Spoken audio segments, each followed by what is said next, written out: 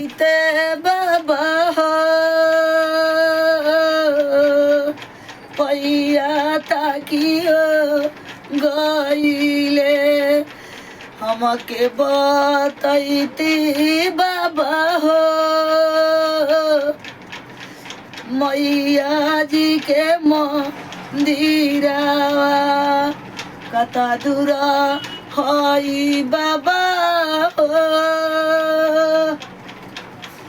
माता जी के मंदिरवा चलते चलते बाबा हो पैया थाकी हो गईले तनको न सुजाई बाबा हो धर के हो डगरिया हमके तवा तू मैया हो अपन मला हो दिलावा तोहरो भागतवा मैया हो साजो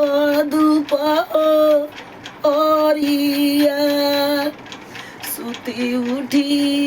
जपे मैया हो तोहरो तनावा हमके तवा तू माई हो अपन मला हो दिलावा कता दूरा बारे मैया हो राउर मला हो दिलावा नयन से गिरे माई हो झरा झरा हो लोरावा के करा से कहबई माई हो अपनी हबी पतिया हमके बतवा तू माई हो अपन माला हो दिलावा तोहरा बिनु तोरा पे मैया हो तोरा बेला पारानावा थर थर कापे माई हो हमार बादानावा केता दूरा हई माई हो राउर माला हो दिलावा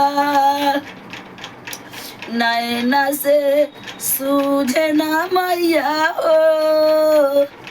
तोहारो डगरिया थर थर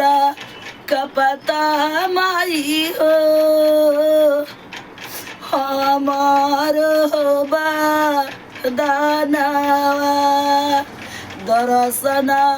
दे तू मैया हो अपना था हो सेवा का अपना सेवा के मैया